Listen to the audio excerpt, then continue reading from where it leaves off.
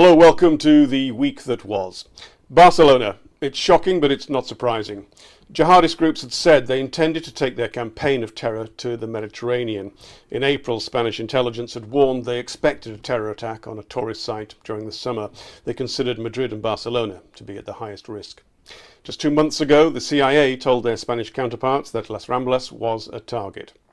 Now, on Wednesday, there was an explosion in a house in the town of Alcanar. That set alarm bells ringing, and it may explain why so many eyewitnesses to the Barcelona atrocity say they noticed an increased police presence in the hours before the attack.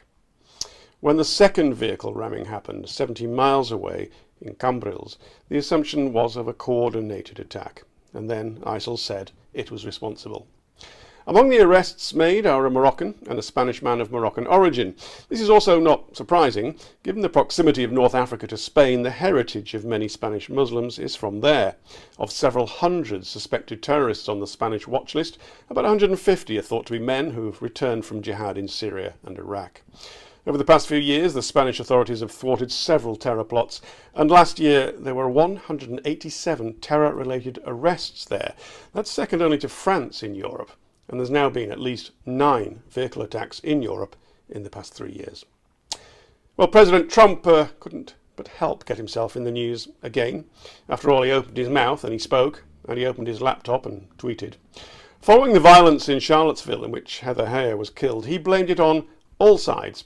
Now, without doubt, some of the extremists from the Antifa, the anti-fascists, that movement, well, they came ready and possibly wanting to fight, but hundreds of white supremacist neo-Nazis showed up with shields, torches and weapons, and they were chanting slogans such as "blood and soil" and "we won't be taken over by Jews." Well, the president even managed to say that there were among them some really good people. In an exceptionally bad-tempered press conference, he was asked why he hadn't condemned the extreme right's actions in Charlottesville earlier. He said as a responsible politician, he needed to be sure of the facts. This potentially credible remark was somewhat undermined later in the week when, in a tweet, he reacted to the terror in Barcelona. The president tweeted that people should study what General Pershing did to terrorists when caught, suggesting that Pershing had stamped out Islamist terror in the Philippines in the early 1900s.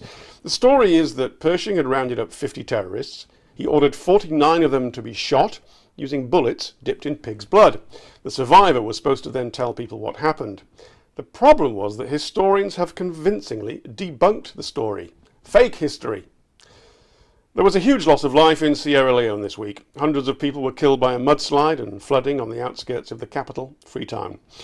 There have already been mass burials, but hundreds of people remain missing, and almost 3,000 survivors have been made homeless.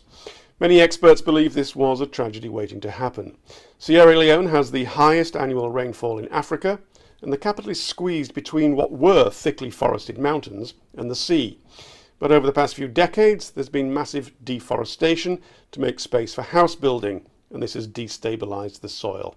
An added problem is dumping waste into poorly functioning drainage systems. There was a landmark case at the International Criminal Court. An Islamist militant was found liable for more than $3 million for destroying ancient mausoleums in Timbuktu. Ahmed al-Faqi al-Mahdi was already serving a 9-year jail sentence for leading the forces who destroyed the historic shrines in Mali in 2012. Well, now the ICC has ruled that the $3 million damages should be paid to the local community, which had tried to guard the relics. It's a symbolic judgment because Mahdi doesn't have access to funds and the money will come from an ICC victim trust. Mahdi admits his crimes and he advised Muslims not to follow the path he took. Finally, an opinion poll has given us a picture of the likely makeup of the German parliament after the election for the Bundestag next month. The newspaper Bild says the far-right Alternative for Germany is set to become the country's 3rd biggest party and enter parliament for the first time. Chancellor Merkel's Christian Democrats are expected to remain in power, but the presence of the AfD in the Bundestag will change the German political landscape.